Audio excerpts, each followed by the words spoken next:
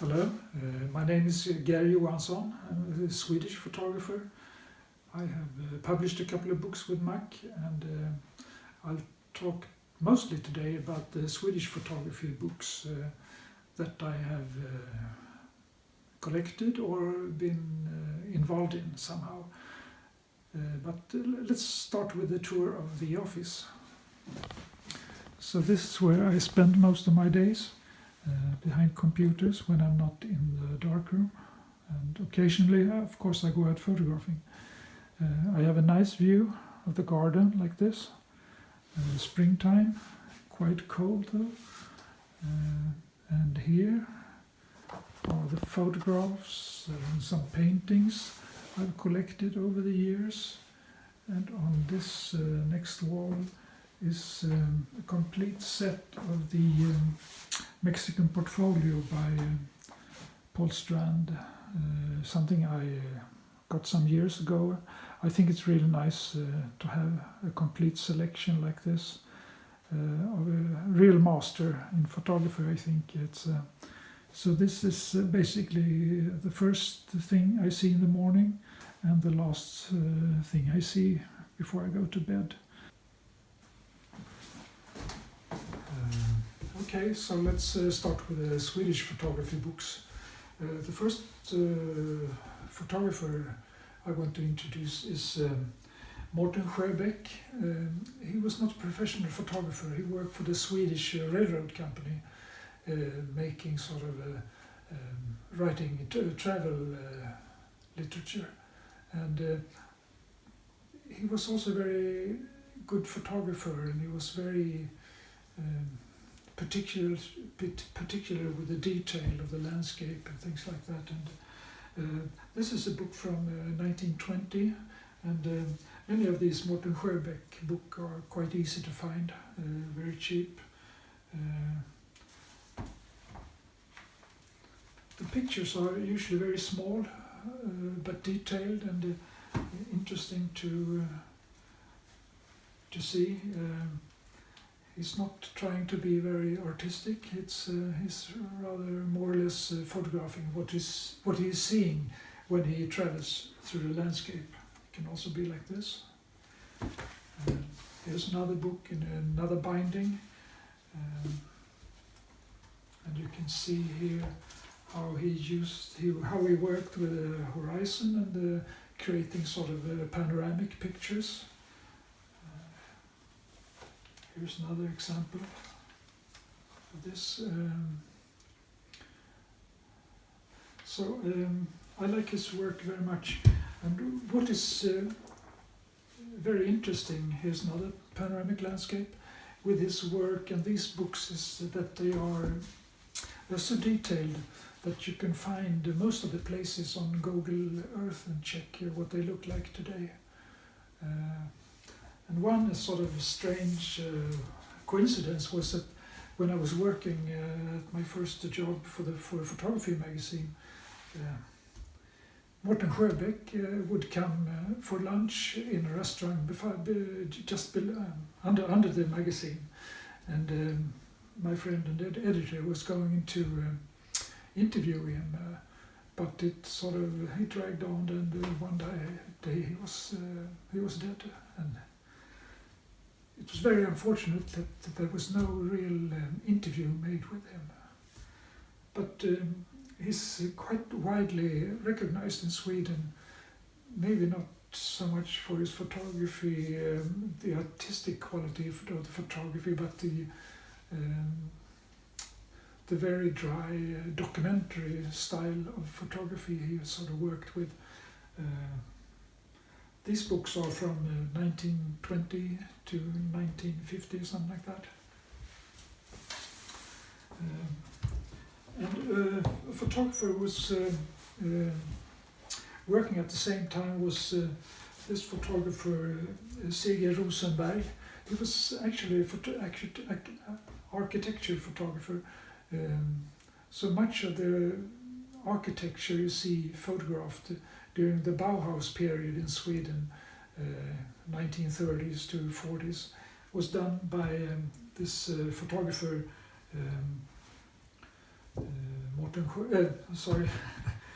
Sergey Rosenberg. But each summer he also photographed for the tourist board, for the Swedish tourist board. He would photograph a landscape, a part of Sweden,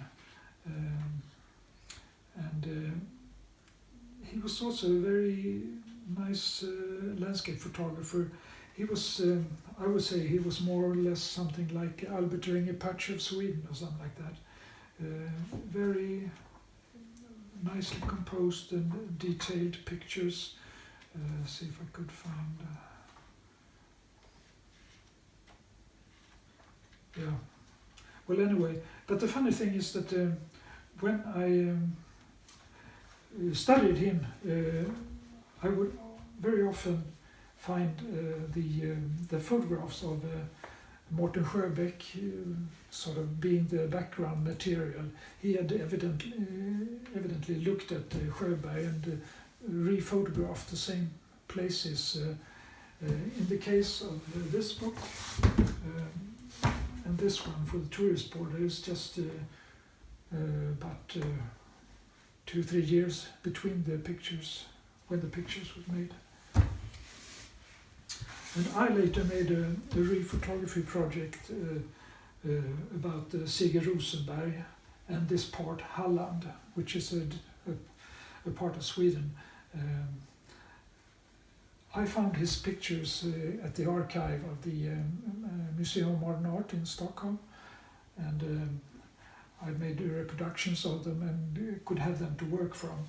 So what I did was, which was quite popular at that time, I would return to the same places and make a picture with similar equipment. So this book came out '85 with Sergey Rosenberg's picture here and my picture on the right.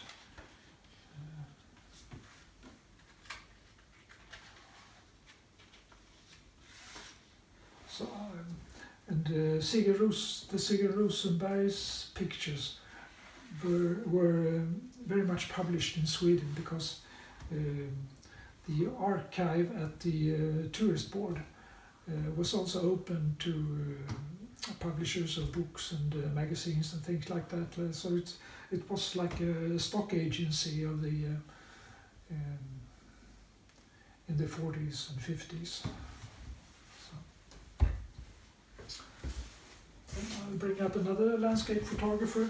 His name is Bulin, and he was found by a friend of mine called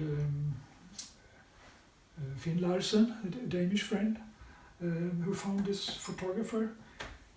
He is not mentioned in any kind of Swedish photography history, totally unknown to the photography movement in Sweden.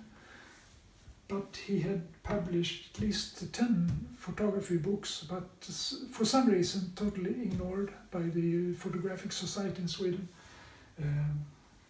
He was also a good writer, and he was sort of writing about his photographs. So these are full of text, but as you see here, here's a short text about each type of tree.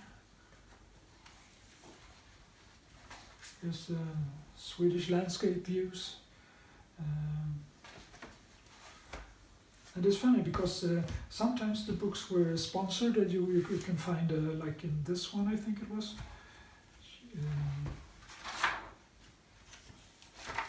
that there is an advertisement in the back of the book, two actually, and this one has a special binding that I like very much. It's such a beautiful cover. So this was the kind of pictures they did a lot of. And they also made this book about a place called Karlstad. It's quite a big city in the middle of Sweden, and it's very much like a city walks. So he walks and describes different parts of the city with very what do you call it? straight and simple type of photography. And I also like the way how these books are sort of designed and everything. So that was the landscape part of my talk. What I would also mention now sort of has a slight connection to this is the work of Sergey Johansson. This is Byn med det blå huset, the village with the blue house, which was actually reprinted.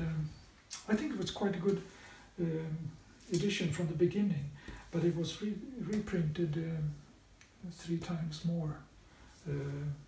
A couple of the reprints are quite terrible. This one is fairly good. It's actually the first one printed in duotone.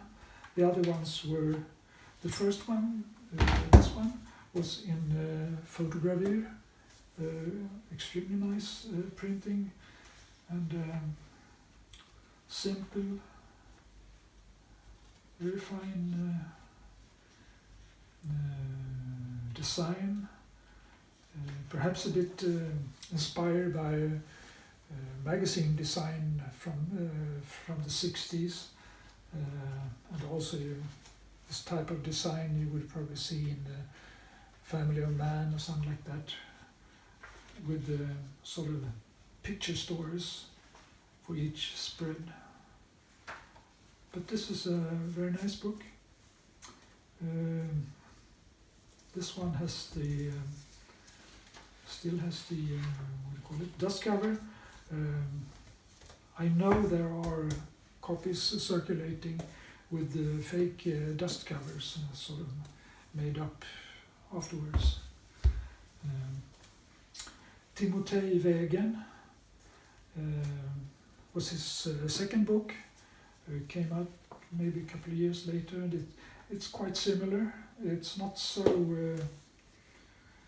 famous as this one. And he also made like reportage books about, this one is from Congo, and also about religious sects in Sweden, congregations. And he actually happened to be in Prague when the invasion of the Russians happened. And this book was very quickly published when he came home. I think it came out just a couple of weeks after he returned home to Sweden. And it's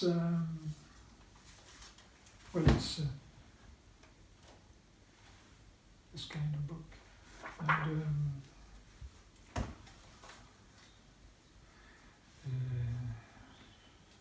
I think actually the photographer in this picture is Joseph Kudelka.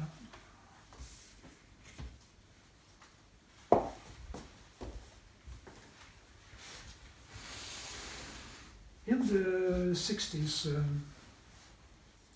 in Sweden, there was a strong movement of documentary photography and documentary photography books, and these were published by the big publishing companies.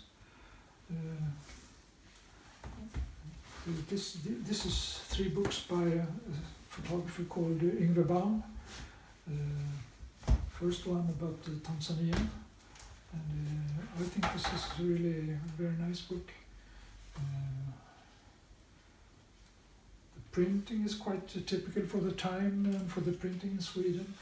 There's no, this is old letterpress technique, but it was printed at a place where they also printed a photography magazine, so they were quite used to good picture reproduction.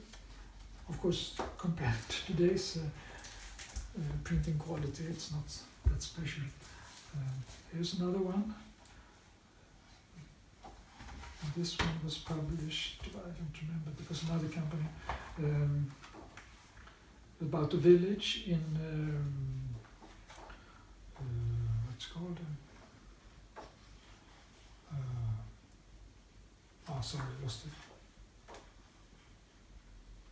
in Algeria. It's a part of Algeria. Yeah. And this is the same with the dust cover, actually.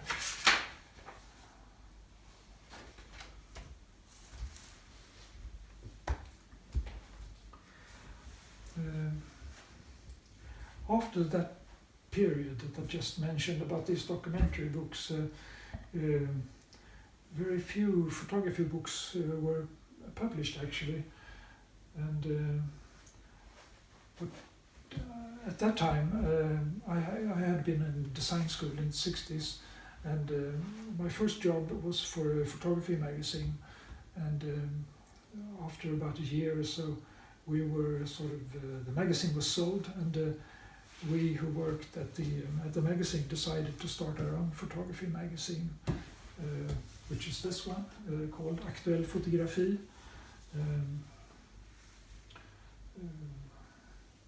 And the magazine was fairly successful, I think. At least we thought we had money enough to start publishing photography books again. The driving force for this decision was my friend Jan Olsheden. He had studied for Christer Strömholm in Stockholm at the photography school, and had after that worked as a newspaper editor, writer, and then was recruited to this photography magazine. And he was very much interested in making books, and he was actually the designer behind this one, behind Ujama. So we decided to start publishing photography books, and what we did, we started a book club. And of course we had a free advertising in our magazine, and this is the first advertisement of the book club. These are the three first covers. It was supposed to come out, we were supposed to publish 3 books a year, something like that. And you applied here, and if you were interested, you would get the book in your mailbox, and the price was very low. It was 20 Swedish kronor, which is about 12 euro today. I just found out. And these 3 photographers were all very well known and popular in Sweden. This is Anders Petersen, and Jenses Jensen, and Yngve Baum, who also made the Ujama book. So we immediately got quite a good circulation for this book club. And they were, this was the size, it's a little smaller than A4, it's 280 by 210. And I did the design of the 3 first books, at least the cover design for them. I did the complete design for this one, for Gerard Lund. And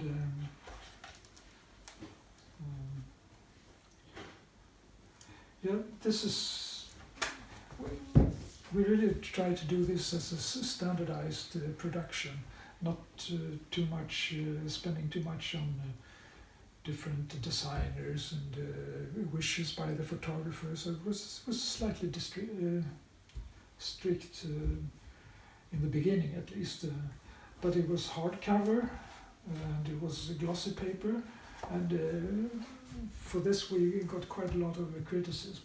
They think that was sort of the times in Sweden at that time. But Gröna Lund, and this is a new amusement park in Stockholm, and Anders had photographed there for some time.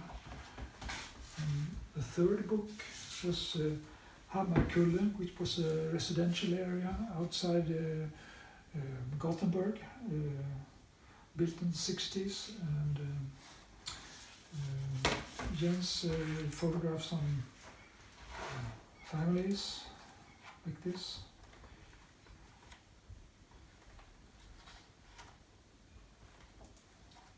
And he came to follow these families and youngsters for nearly 30, 40 years, I think. So there was a second book from Hammarkullen 10 years after, or something like that, and a third book, and then he also made some movies about them. The third book was Skeppsvarv, means shipyard, by Yngve Baum, who also made the Ujamaa book.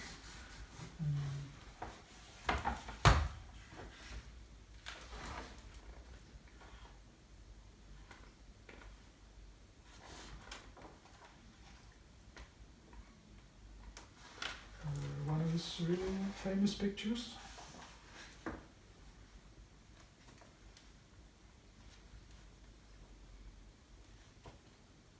And this picture was also accompanied by interviews made by Yngve Baum.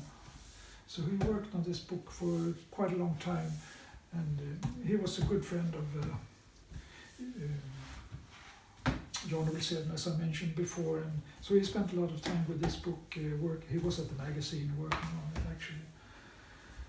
So over the years, we published 20 books. Over the years, I think it ended in something like 84 or something like that, so nearly 10 years.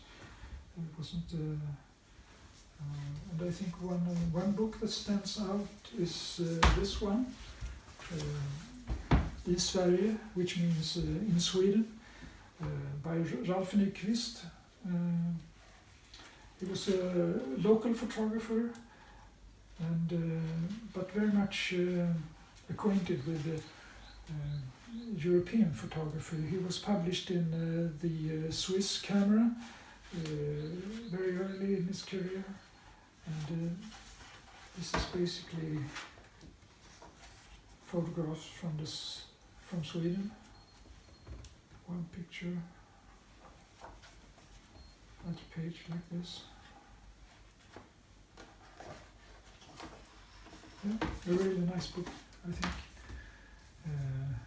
And most of the books were by quite well-known Swedish photographers, and but the 20th, in the end, sort of this wave of what do you call it, documentary photography ended, sort of just ended. We just didn't find a really good material to publish. So after 20 books, we stopped publishing. And at that time, I had also left the magazine to work for myself instead.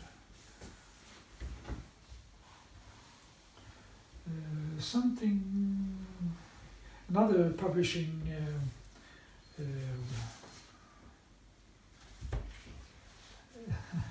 what do you call it?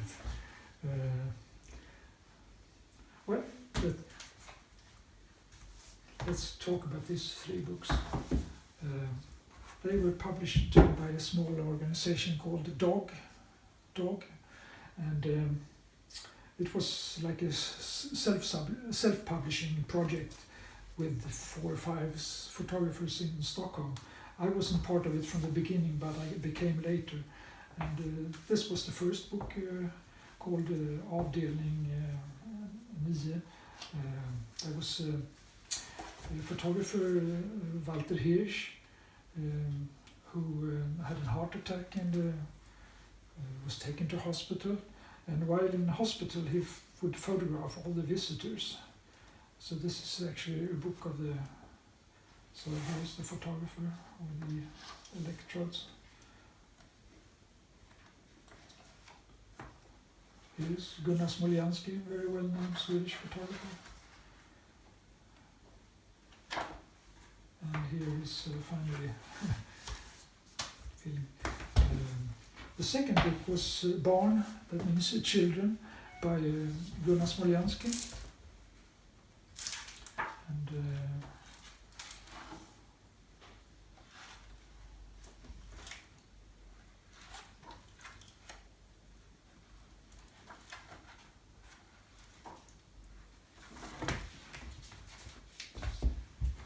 the third one was Rost, which means rust, by David Björn Davidsson. This was also published in connection with an. Okay, I'm back. I had to break because there was the memory card was full. So just a few last words about this series of books. I think it was quite important to the photography in Sweden in the 70s and 80s.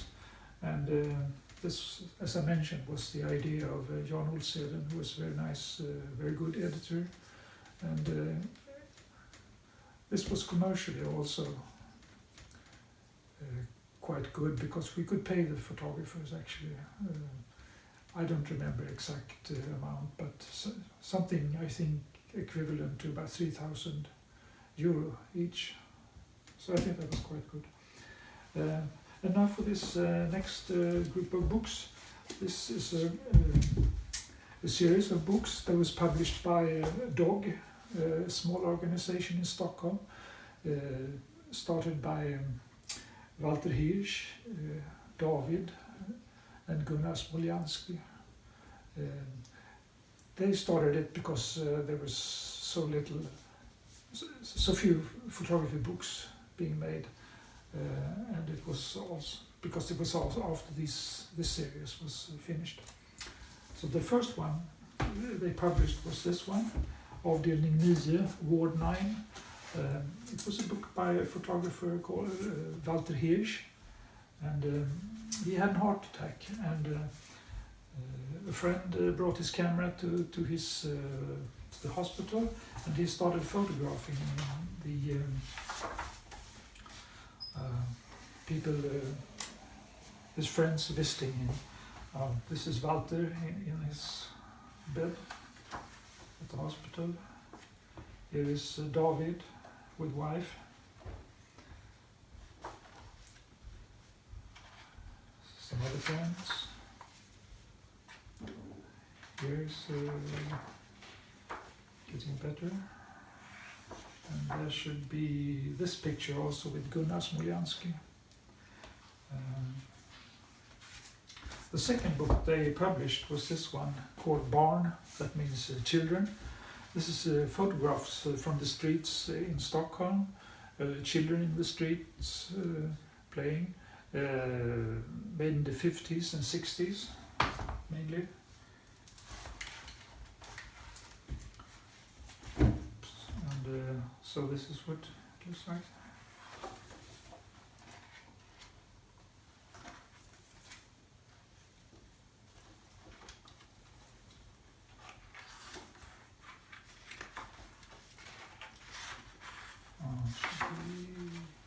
This one, which I think is one of the Gunnar's best known pictures,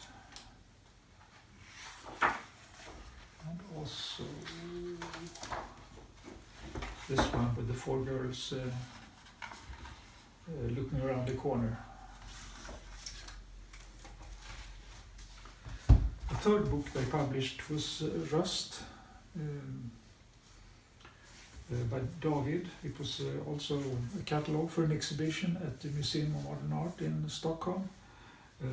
It's a very nice production.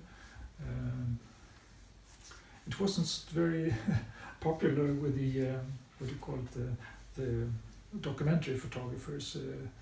So there's some of them are quite upset because it was too much of an art book. I think that was the general objection to it.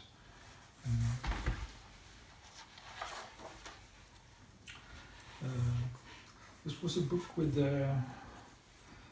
all made in studio with the fragments David had found in the streets.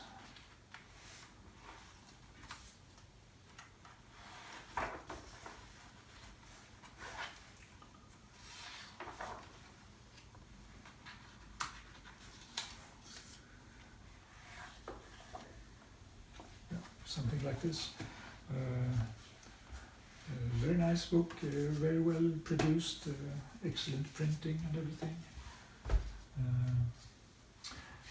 here's a small catalogue which is also for an exhibition at a place called Fotograficentrum in Stockholm, which was actually also sort of an organization for the documentary photographers in Stockholm and Sweden. And David made an exhibition called Verkligen, means really. And he did it together with a friend, Håkan Lind, and it was an exhibition and book with a picture like this and a small sentence like this one saying 85% of the inhabitants does never attend a political meeting.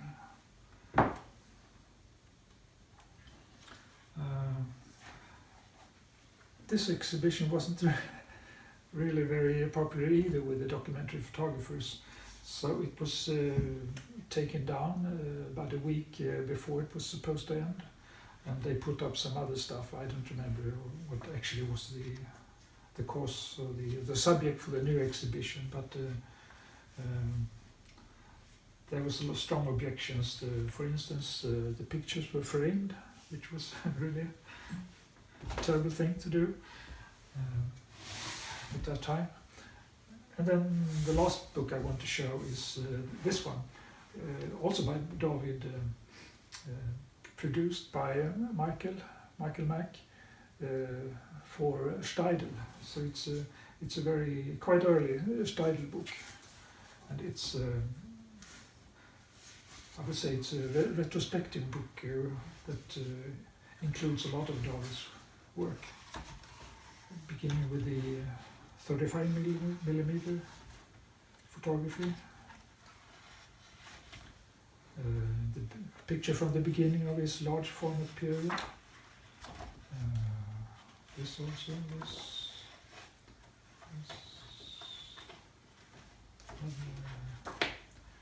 and yeah, well, it's a wide selection of work from David, and it's so I don't remember exactly when it was published, but yeah.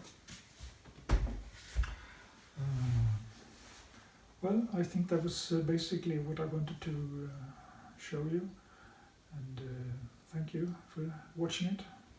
Bye bye.